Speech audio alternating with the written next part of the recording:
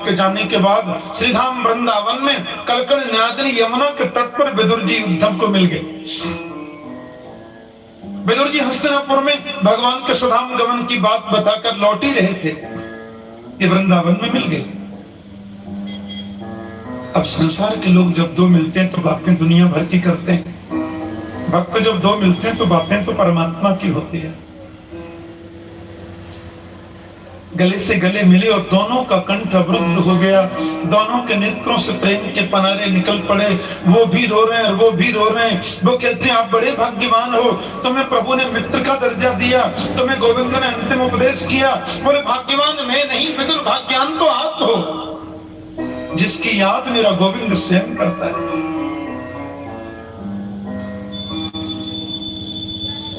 एक दादू महाराज हुए, दादू संत,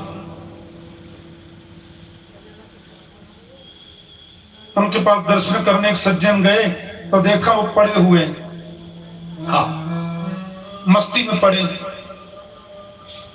बोले महाराज आप क्या कर रहे हैं? बोले करना क्या?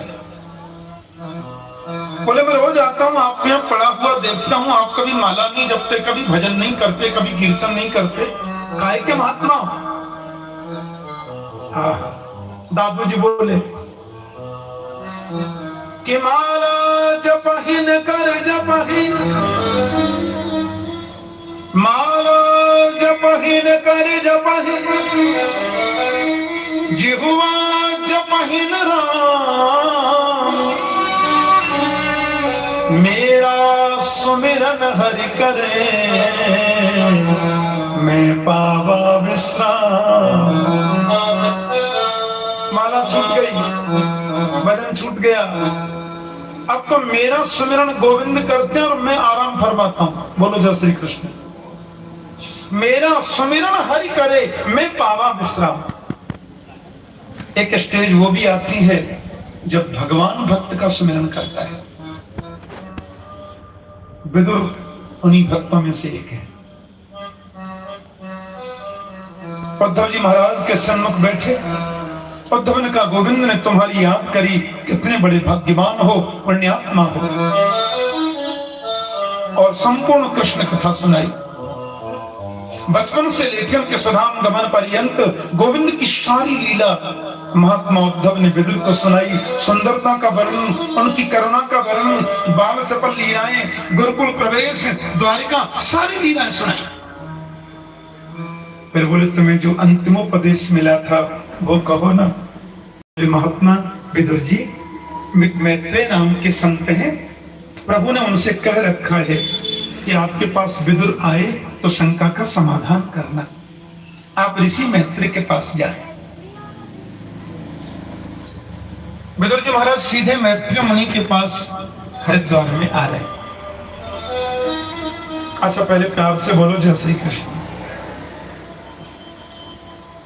मैत्रेय है ब्राह्मण पुत्र और विदुर है दासी पुत्र। मैत्रेय मुनि को जब ये प्रथम चला कि महात्मा विदुर मेरे यहां आ रहे हैं, अपने आश्रम के द्वार पर उनकी अगवानी करने गए। आओ संत विदुर, इस ब्राह्मण की कुटी में आपका स्वागत है। मैत्रेय मुनि ने विदुर जी के लिए आसन दिया और स्वयं अपने मंच पर आसीन हो गए। कुशल क्षेम पूछने के बाद विदुर के चेहरे को देख करके मैत्रेय समझ गए कि कृष्ण वियोग में है। विदुर जी हैं अनुरागी और मैत्रेय जी हैं विवेकी। परम ज्ञानी परम विवेकी हैं महात्मा मैत्रेय, और विदुर जी हैं परम भक्त और परम अनुरागी। ये अनुराग और विवेक दोनों जब मिल जाए तो कृष्ण कथा प्रकट हो जाती है। बोलो जय श्री कृष्ण। बड़ी सुंदर चर्चा हुई। सृष्टि के बाद पूछा, और ये पूछा कि आप आए कैसे? प्यास लगती है तो पानी खोजना पड़ता है गुरुजी। आप जैसा महान संत, शास्त्रज्ञ महापुरुष, आपकी सन्निधि में आकर ही तो शंकाओं का समाधान संभव है।